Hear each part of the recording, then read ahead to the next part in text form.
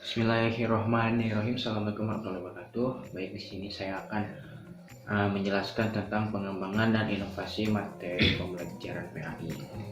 Yang pertama itu ada karakteristik materi pembelajaran PAI.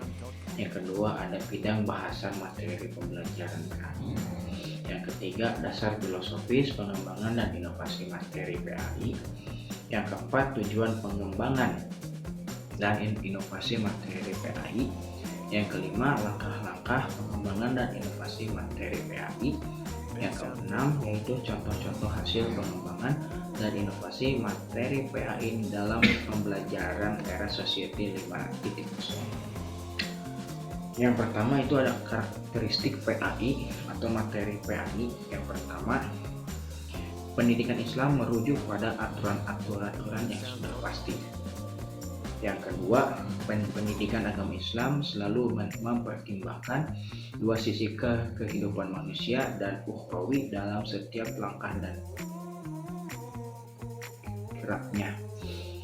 Yang ketiga, pendidikan agama Islam bermisikan pembentukan akhlakul karimah. Yang keempat, pendidikan agama Islam diyakini sebagai dakwah atau misi suci.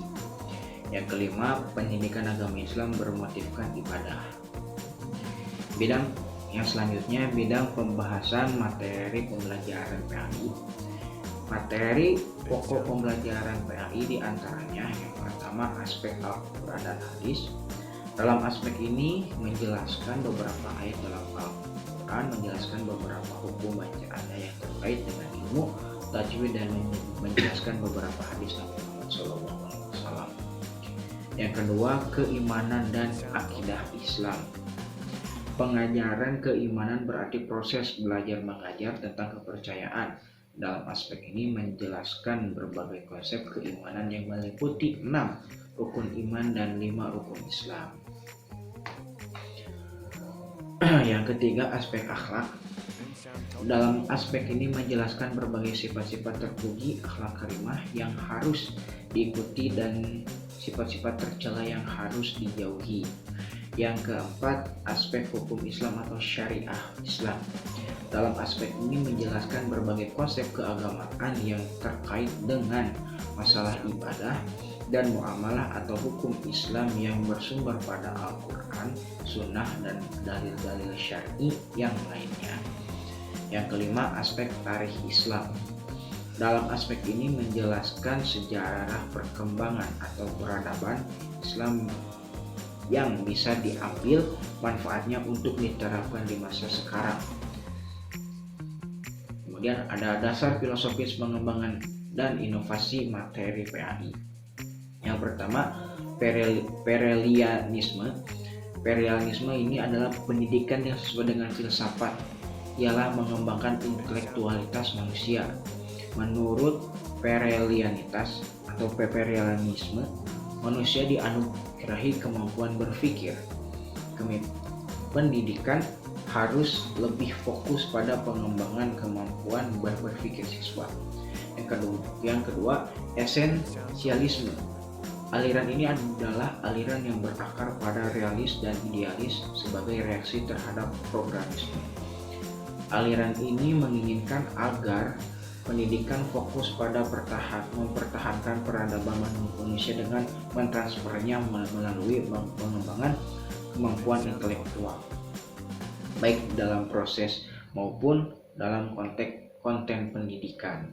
Oleh karena itu, aliran ini berpendapat bahwa ilmu itu sangat penting untuk perkembangan kemampuan manusia atau siswa. Yang ketiga, tujuan pengembangan dan inovasi materi PAI. Tujuan dan pengembangan materi PAI memiliki tujuan terencana, yaitu yang pertama, mempersiapkan kegiatan pembelajaran dalam berbagai situasi supaya dapat berlangsung secara optimal. Yang kedua, meningkatkan motivasi pengajar untuk mengelola kegiatan belajar mengajar. Yang ketiga, mempersiapkan kegiatan belajar mengajar dengan mengisi bahan-bahan yang baru, ditampilkan dengan cara baru, dan dilaksanakan dengan strategi pembelajaran yang baru pula. Yang keempat, memberikan pengetahuan baru untuk peserta didik maupun pendidik. Yang selanjutnya yaitu adalah langkah-langkah pengembangan dan inovasi materi PAI. Yang pertama, analisis kompetensi dan kebutuhan. Proses ini dimulai dengan cara menganalisis standar kompetensi dan standar kompetensi atau dasar kompetensi yang terdapat dalam silabus. Setelah menganalisis SK dan KD, maka dari sini perlu adanya identifikasi terkait apakah kompetensi yang sudah tercantum dalam silabus sesuai dengan kebutuhan siswa. Yang kedua, memilih materi pembelajaran. Memilih materi ajar dapat memberi yang berarti mengoleksi beragam materi dari buku yang dipublikasikan. Kemudian guru memilih bahan ajar yang ada sesuai dengan tujuannya. Yang ketiga, mengumpulkan bahan dan dari sumber yang relevan. Kemajuan pada bidang penelitian dan perkembangan informasi memberikan kesempatan bagi pendidik untuk memanfaatkan informasi, diantaranya buku, internet, dan lain-lain. Yang keempat, pemilihan dan pengorganisasian pengalaman belajar. Pemilihan dan pengorganisasian pengalaman belajar dapat dilakukan dengan menggunakan pendekatan strategi, metode, serta teknik yang disesuaikan dengan tujuan dan sifat materi yang akan diberikan. Yang kelima, pengalaman alat evaluasi.